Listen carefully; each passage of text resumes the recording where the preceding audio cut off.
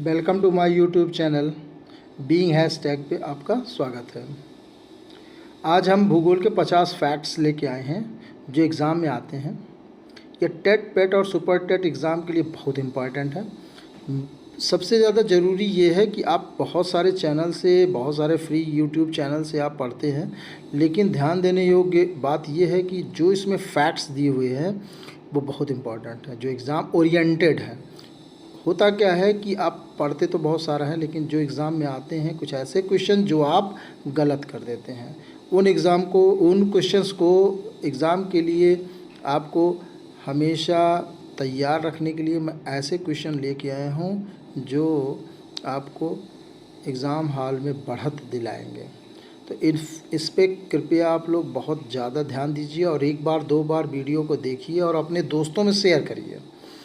कोशिश करिए कि इस चैनल को इम्प्रूव करें, ठीक है। और देखिए, आप अगर आपको लगे कि हाँ बहुत ही अच्छा है तो ज़रूर इस पर ध्यान दें। चलिए आगे हम लोग देखते हैं ये भूगोल के 50 फैक्ट्स जो हम आपके लिए लाए हैं। देखिए आपके लिए कितना उपयोगी हो सकते हैं। एग्ज़ाम देने के बाद आप कहेंगे कि हाँ सर बहुत ज़्यादा उपयोगी था। इसमें से कम से कम 4-5 क्वेश्चन ऐसे हैं जो भूगोल के इम्पॉर्टेंट क्वेश्चन जो एग्ज़ाम में पूछे जाएंगे वो आपसे पूछे जाएंगे और इसमें से ही मिल जाएंगे। चलिए देखते हैं 50 फैक्ट्स। सूर्य अपने अक्ष पर पूर्व से पश्चिम की ओर घूमता है। एकदम टू द पॉइंट है, फटाफट याद करने लायक। मतलब इसमें कुछ आपको सोचना समझना नहीं है, बस केवल याद करना है। याद करने के बाद सीधे सीधे अपने दिमाग में 2-3 बार आप वीडियो देखेंगे और सीधे सीधे अपने दिमाग में रख लेंगे। एग्ज़ाम हॉल में तभी जाएंगे। अगर ये फैक्ट्स आपको नहीं पता है तो एग्ज़ाम हॉल में मत जाइए, मेरी ये आपसे रिक्वेस्ट है, ठीक है। सूर्य के प्रकाश को पृथ्वी पर पहुंचने में 8 मिनट 16.6 सेकंड लगता है। सूर्य हमारे पृथ्वी से 13 लाख गुना बड़ा है और पृथ्वी के सूर्य ताप का लगभग 2 अरबवां भाग मिलता है। पृथ्वी आकार में 5वां सबसे बड़ा ग्रह है। पृथ्वी अपने अक्ष पर 23 यानी 23 डिग्री 31 सेकंड झुका हुआ है। या हम कह सकते हैं कि पृथ्वी अपने अक्ष पर पृथ्वी के कक्षा तल से 66 से 1/2 डिग्री का कोण बनाता है। सूर्य और पृथ्वी के बीच की दूरी 149.6 मिलियन किलोमीटर है। यह अपने अक्ष पर पश्चिम से पूर्व की ओर, देखिए ध्यान दीजिए, यहाँ मैंने आपको बताया क्या बताया। सूर्य अपने अक्ष पर पूर्व से पश्चिम की ओर घूमता है, जबकि फिर यहीं पे मैं आपको बता रहा हूँ पृथ्वी के बारे में। पृथ्वी अपने अक्ष पर कितना झुका हुआ है और उसके बाद पृथ्वी अपने अक्ष पर पश्चिम से पूर्व की ओर घूमती है 1610 किलोमीटर पर आवर के वेग से। 23 घंटे 56 मिनट और 4 सेकंड में एक पूरा चक्कर लगाता है। या दैनिक या घूर्णन गति कहलाती है, यानी अपने अक्ष पर अगर घूम रही है तो दैनिक या घूर्णन गति कहलाती है। पृथ्वी को सूर्य की परिक्रमा करने में 365 दिन 5 घंटे 48 मिनट 46 सेकंड, लगभग 365 दिन 6 घंटे का समय लगता है। अतः पृथ्वी का माध्य वेग लगभग 30 किलोमीटर प्रति सेकंड से है। इसे ही वार्षिक गति या परिक्रमण करते हैं, यानी कि परिक्रमण जो है साल भर वाला। अगर आपका पूछे कि पृथ्वी का परिक्रमण क्या है तो आपको साल भर वाला दिमाग में आना चाहिए। और जब आपको पूछे कि ये घूर्णन गति या दैनिक गति क्या है तो यानी अक्ष पे घूमती है, ठीक है, ध्यान देना। वो 24 घंटे का क्लियर है, यानी 23 घंटे 56 मिनट 4 सेकंड। पृथ्वी द्वारा सूर्य की एक परिक्रमा को पृथ्वी की वार्षिक गति या परिक्रमण कहते हैं तथा लगे समय को सौर वर्ष कहा जाता है, ठीक है, ये एक फैक्ट है। सूर्य के बाद पृथ्वी के निकट सबसे नज़दीक ग्रह प्रोक्सिमा सेंचुरी है जो अल्फा सेंचुरी का समूह का तारा है, ठीक है, ये इंपॉर्टेंट है। क्वेश्चन सीधे आएगा, पृथ्वी के निकट सबसे नज़दीक ग्रह कौन सा है? प्रोक्सिमा सेंचुरी, जो अल्फा सेंचुरी का समूह का तारा है, ठीक है। चंद्रमा की सतह या आंतरिक स्थिति का अध्ययन सेलेनोलॉजी कहलाती है। चंद्रमा का उच्चतम पर्वत लीबनिट्ज़ पर्वत है जो 35,000 फीट है, इम्पॉर्टेंट। चंद्रमा पृथ्वी की एक परिक्रमा लगभग 27 दिन 8 घंटे में पूरी करता है। देखिए चंद्रमा, पृथ्वी, सूर्य, इनके बारे में हम अलग वीडियो बनाएंगे, हैवी वीडियो बनाएंगे, कंप्लीट वीडियो बनाएंगे। लेकिन अभी जो करंटली एग्ज़ाम आ रहे हैं उनके लिए फैक्ट्स हैं। आप किसी भी देखिए, बहुत सारे यूट्यूब चैनल्स चल रहे हैं और आप पढ़ रहे हैं उससे, ठीक है, पढ़िए, मैं रोक नहीं रहा हूँ, आप पढ़ो, उसमें से देखो, लेकिन ये फैक्ट्स जो है उसमें ऐड कर डालो। ये जो ऐड कर दोगे तभी जाके आपका कंप्लीट एग्ज़ाम ओरिएंटेड क्वेश्चंस जो होंगे वो कंप्लीट होंगे, ठीक है। चलिए, चंद्रमा पृथ्वी की एक परिक्रमा लगभग 27 दिन 8 घंटे में पूरी करता है और इतने ही समय में अपनी अक्ष पर एक घूर्णन करता है। अतः इसी कारण चंद्रमा का सदैव एक ही भाग दिखाई देता है। हमेशा ये पूछा जाता है, चंद्रमा का हमें, पृथ्वी से चंद्रमा का हमें सदैव एक ही भाग क्यों दिखाई देता है? तो कारण क्या है, 27 दिन 8 घंटे में पूरी करता है और इतने ही समय में अपनी अक्ष पे घूर्णन भी कर लेता है।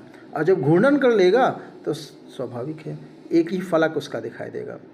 ज्वार उठने के लिए अपेक्षित सौर और चंद्रमा की जो शक्तियों का अनुपात है वो 11:5 होना चाहिए, ठीक है, ये भी फैक्ट है।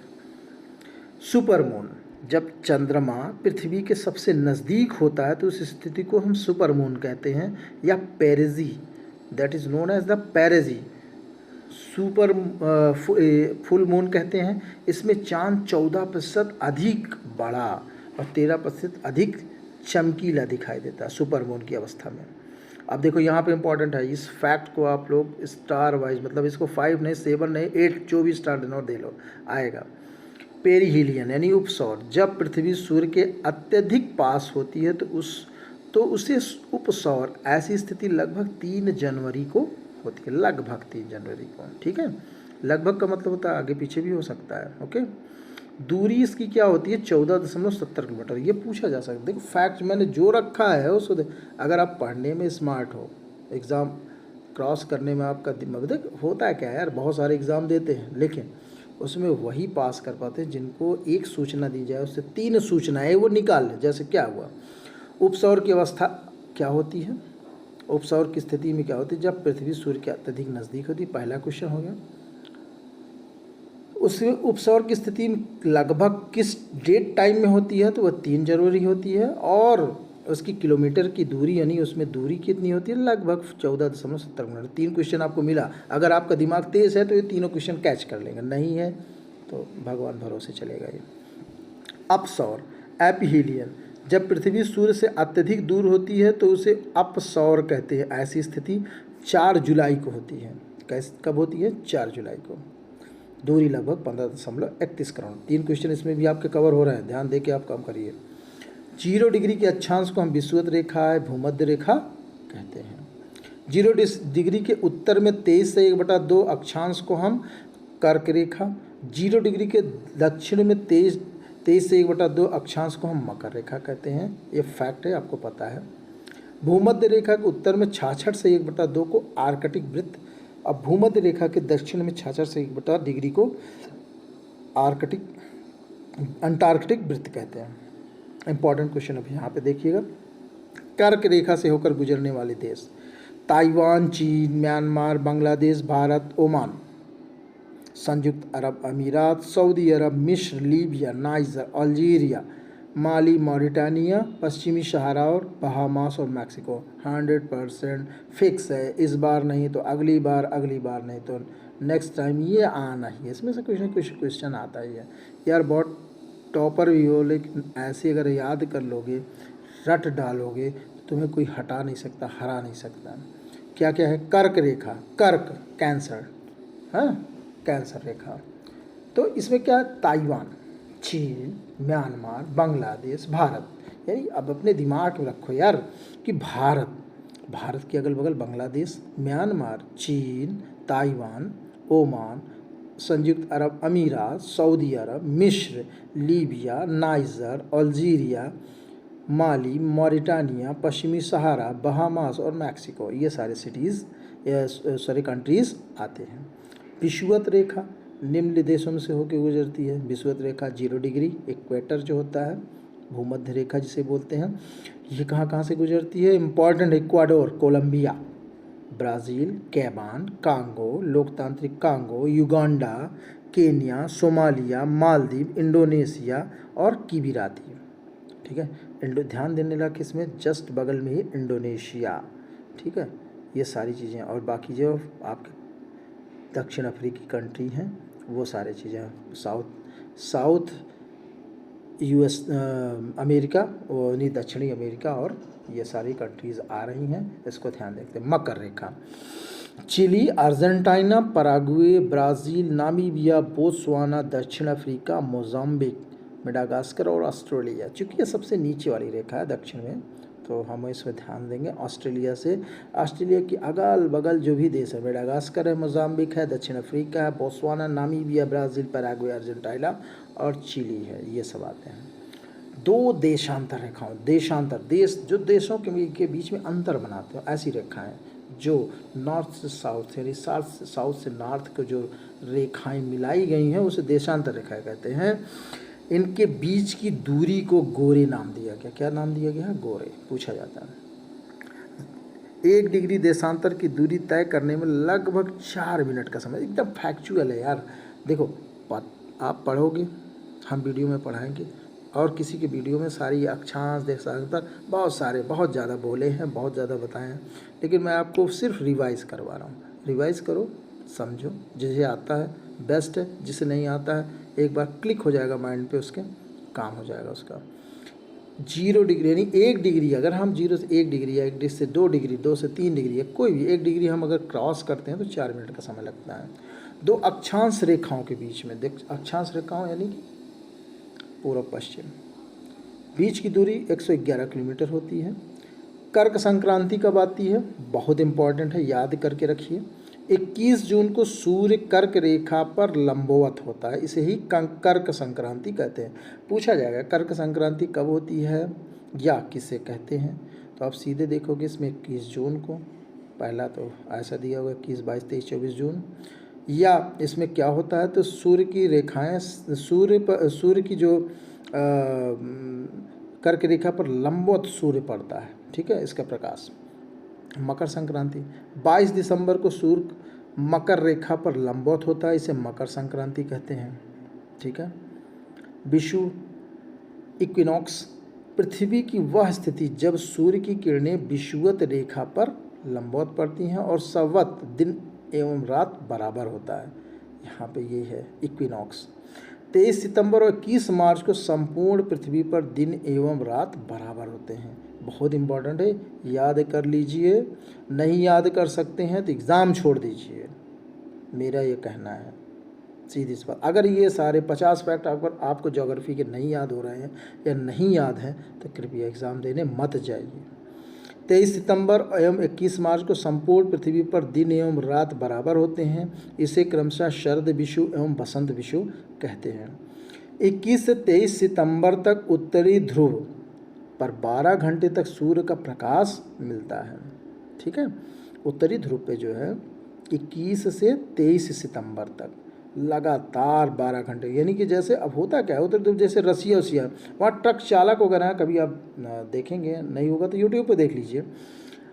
ट्रक चालक घड़ी देख के सोते हैं यार, दिन भर वो ट्रक चलाएंगे, 12 घंटे, 14 घंटे, जो भी मतलब डे टाइम है, 24 आवर्स डे टाइम मिल रहा है उनको, और वो घड़ी देख के ही सो पाते हैं। हमारे यहाँ तो एक टाइमिंग है कि 12 घंटे के बाद अंधेरा होने लगेगा, अंधेरा होने के बाद फिर दिन हो जाएगा 12 घंटे के बाद।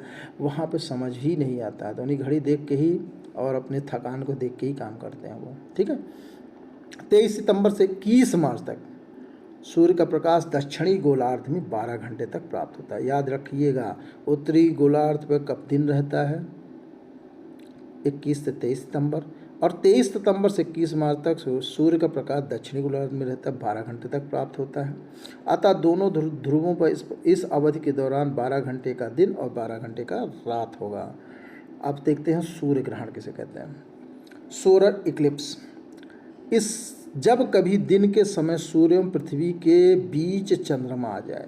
किसके किसके बीच में? सूर्य और पृथ्वी के बीच में चंद्रमा आ जाता है तो इसे सूर्य ग्रहण कहते हैं। यह पूर्ण स्वरूप, अगर हम ये भी देख सकते हैं कि पूर्ण सूर्य ग्रहण हमेशा कब होता है?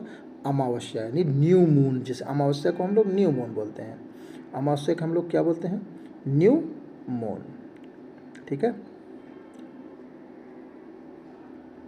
अब देखते हैं चंद्र ग्रहण। जब सूर्य और चंद्रमा के बीच पृथ्वी आ जाती है तो सूर्य की पूरी रोशनी चंद्रमा पर नहीं पड़ती है, इसे चंद्र ग्रहण कहते हैं। चंद्र ग्रहण हमेशा पूर्णिमा यानी कि फुल मून को ही होता है।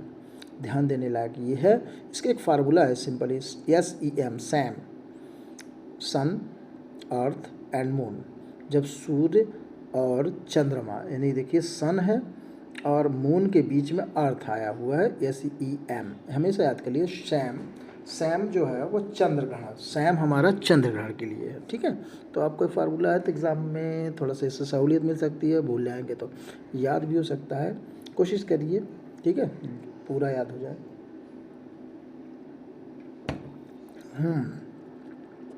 अब इसके बाद आते हैं सूर्य ग्रहण का चंद्र ग्रहण। समय निर्धारण, चूंकि पृथ्वी पश्चिम से पूर्व की ओर घूमता है, फलतः ग्रीनविच से पूरब की तरफ बढ़ने पर प्रत्येक देशांतर 4 मिनट बढ़ जाता है तथा पश्चिम जाने पर प्रत्येक देशांतर पर समय 4 मिनट घटता है। अंतर्राष्ट्रीय तिथि रेखा, देखिए यहाँ पे ये हम सिर्फ इतना बताना चाहिए, इसलिए हम आपको दिए फैक्ट। आपसे सिर्फ सिंपल ही क्वेश्चन पूछेगा ना, पूरे सवाल नहीं लगाने वाला, और सीधे पूछेगा। क्या कहेगा? कहेगा प्रत्येक देशांतर पर आप ग्रीनविच टाइम से अगर पूरब की तरफ बढ़ते हैं तो कितना मिनट बढ़ेगा? 4 मिनट, और उसके पश्चिम जाएंगे तो 4 मिनट घटेगा। यह क्वेश्चन। अंतर्राष्ट्रीय तिथि रेखा 180 डिग्री देशांतर को कहते हैं, अक्षांश को नहीं कहते हैं। किसको कहते हैं? देशांतर, यानी कि उत्तरी और दक्षिणी ध्रुव को मिलाने वाली रेखा।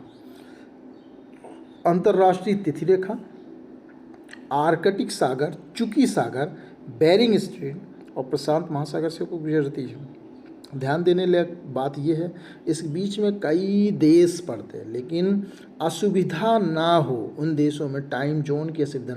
एक छोटा सा देश हो और 10 किलोमीटर या 20 किलोमीटर बाद पता लगे कि एक दिन पूरा चेंज हो जा रहा है तो उसे तकलीफ़ होगी, दिक्कत होगी, वहाँ के लोगों को परेशानी होगी। इसलिए बनाया गया है कि इस रेखा को थोड़ा जिग जैक मॉडल दे दिया गया है। जिग जैक मतलब टेढ़ा मेढ़ा। जिग जैक मॉडल देने से क्या हुआ कि ये सागर से होकर इसको गुजार दिया गया, बीच सिटी यानी कि पृथ्वी यानी कि धरती या धरातल से होकर इसको गुजारा नहीं गया है। इसमें हुआ क्या है, तो इसके कारण आर्कटिक सागर, चुकी सागर और बेरिंग स्ट्रेट और प्रशांत महासागर से इसको गुजार दिया गया है। आप इसको मैप देखेंगे तो समझ में आ जाएगा, हम मैप पढ़ाएंगे।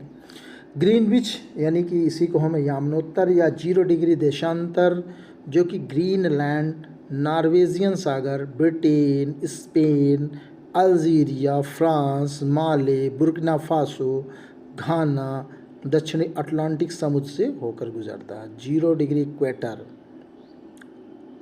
इक्वेटर बोल रहा हूँ, 0 डिग्री आपका जो देशांतर रेखा है वो कहाँ से गया है? 0 डिग्री ग्रीनलैंड, नॉर्वेजियन सागर, ब्रिटेन, स्पेन, अल्जीरिया, फ्रांस, माले, बुर्किना फासो, घाना और अटलांटिक समुद्र से होकर गुजरा हुआ है। ठीक है, ग्रीनविच शहर है लंदन का, उसी से होके गुजरा हुआ है, इसका नाम ग्रीनविच यामनोत्तर रखा हुआ।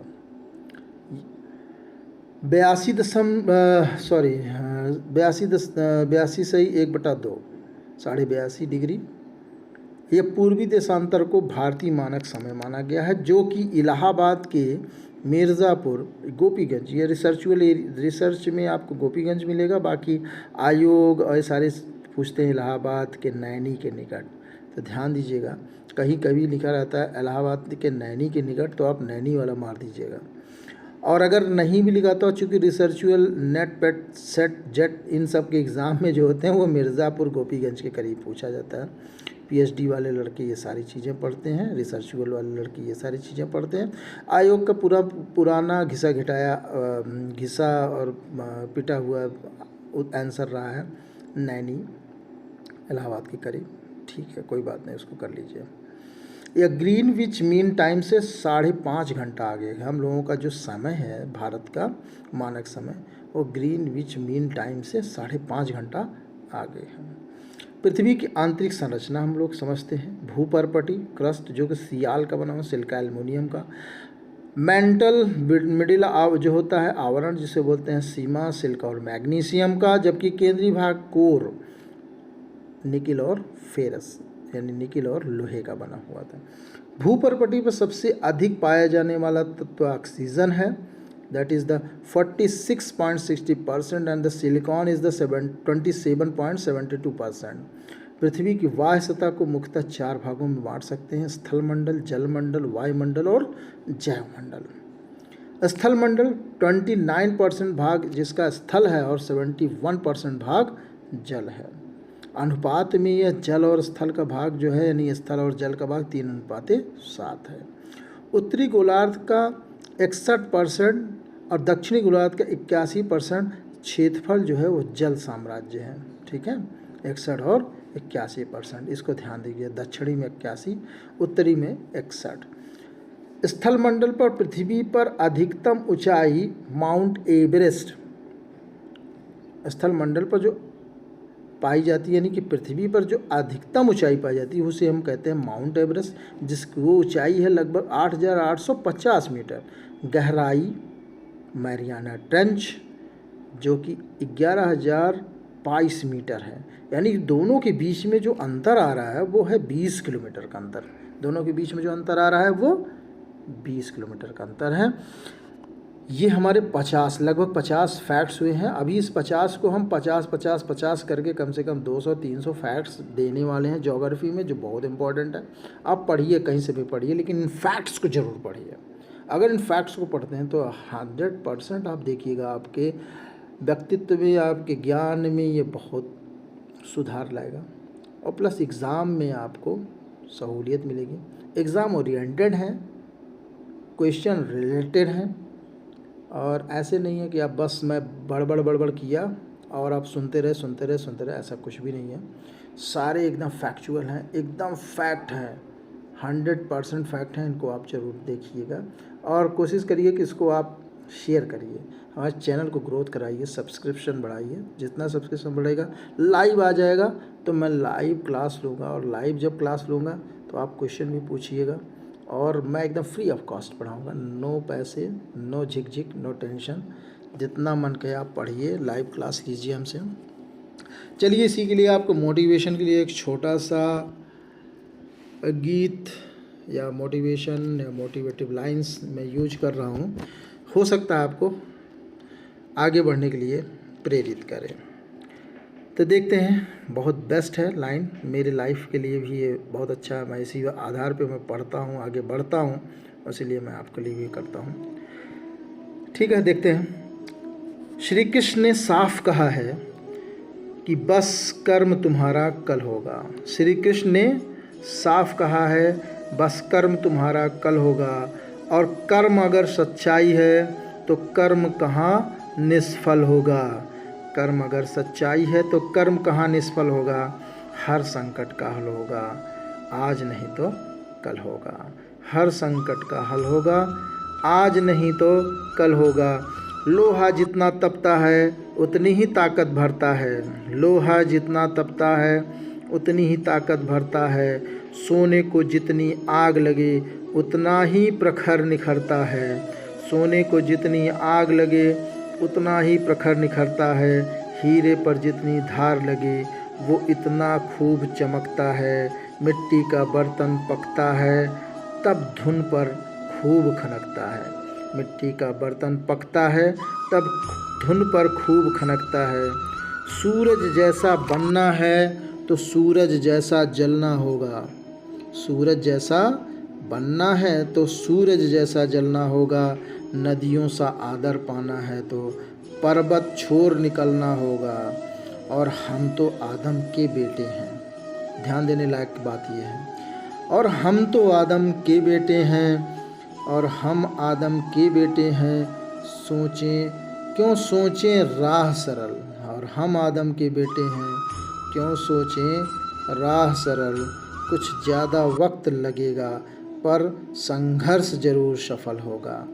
कुछ ज़्यादा वक्त लगेगा पर संघर्ष जरूर सफल होगा, हर एक संकट का हल होगा, वो आज नहीं तो कल होगा। हर एक संकट का हल होगा और वो आज नहीं तो कल होगा। इसी कविता को आप लोग ध्यान में रखते हुए पढ़िए, अपने लाइफ को बनाइए, क्योंकि आपके पास ज़िंदगी के बहुत समय बाकी हैं जिसे आप शान से जीना चाहते हैं तो कुछ करके जीजिए। अब अगर आप शान के वैसे नहीं जीना चाहते हैं तो बस चलने दीजिए। लेकिन मेरा ये मानना है कि अगर आपके अंदर पावर है, मेहनत है, संकल्प है तो आगे ज़रूर बढ़ेंगे। अगर संकल्प नहीं है तो फिर कोई मतलब ही नहीं है। धन्यवाद। कोशिश करिए लाइक एंड शेयर सब्सक्रिप्शन ज़रूर बढ़ाइए। धन्यवाद।